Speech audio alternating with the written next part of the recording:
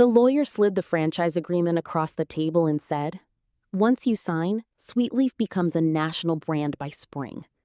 Daniel didn't even look at me when he said it, like I was furniture in the room where my own life was being auctioned off.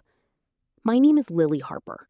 I'm 35 years old, and 6 months ago, I was sitting in a conference room watching my ex-husband sell 40 locations worth of a bakery brand I built from a kitchen table in our first apartment. Daniel didn't build Sweetleaf. I did.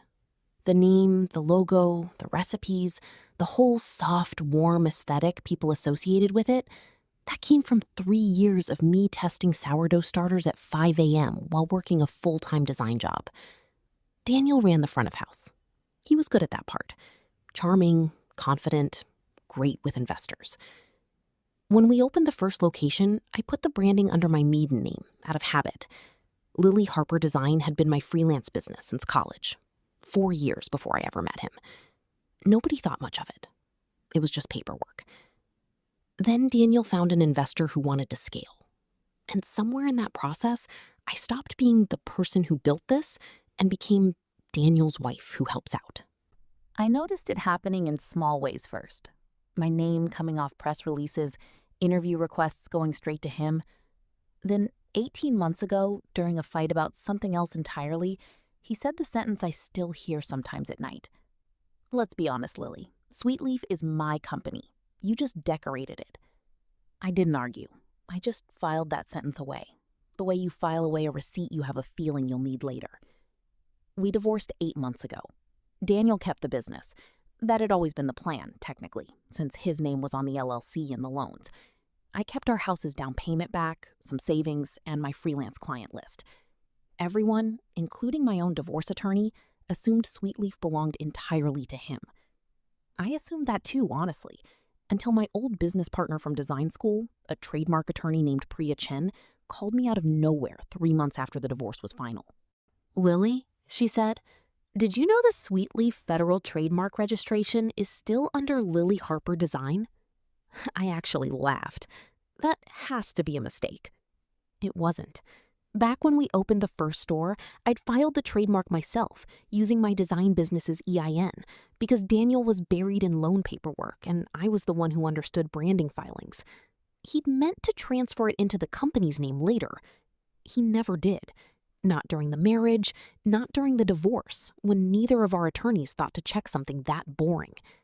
For 8 months, Daniel had been running a 40-location franchise rollout under a brand name he legally did not own.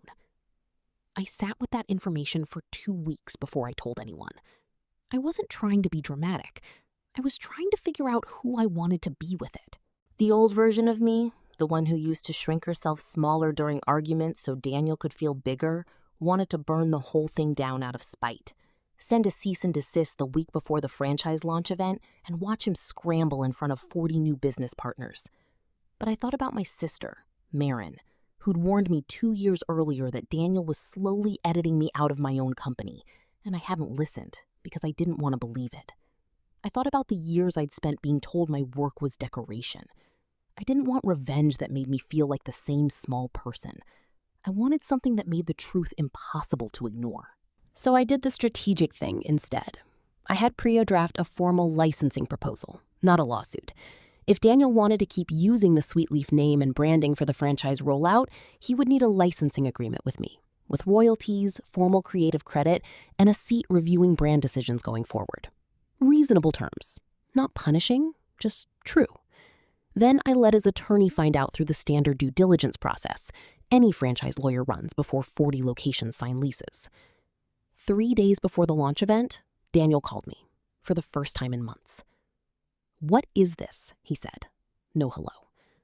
"It's the trademark filing," I said, "the one that's been under my name since 2019. Silence. Then, "You're doing this now? Right before launch?" "I didn't do anything, Daniel. I just never got around to fixing an old filing. You could have checked at any point in the last 6 years. He tried the tone I remembered so well, calm and slightly amused, like I was a problem he'd manage. "This isn't going to work. My investors aren't going to take this seriously." "Your investors are going to take a federal trademark registration very seriously," I said. That's kind of their whole job. He hung up on me. I let him. The launch event happened anyway, because his attorneys scrambled fast enough to get an interim licensing agreement signed the morning of. I wasn't there to watch it, but Priya was, representing me. She said Daniel gave a speech about vision and hard work, and never once mentioned whose name had been on the paperwork the whole time. That part didn't surprise me.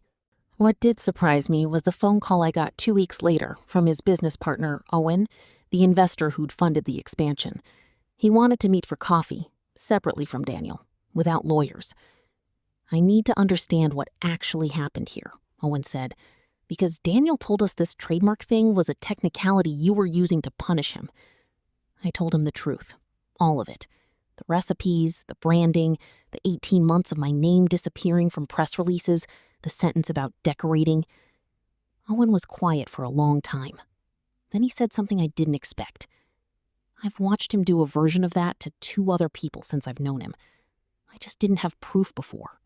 I don't know exactly what happened after that conversation, only that Daniel lost majority control of Sweetleaf's parent company 4 months later, and Owen restructured the leadership, with me holding a formal ownership stake in the brand itself, not the restaurants, just the identity I'd actually built. Daniel still runs the day-to-day operations. He's still technically the face of the company. I don't need him gone. I needed the truth on paper, and now it is. I signed the new licensing agreement in Priya's office on a Tuesday morning in October.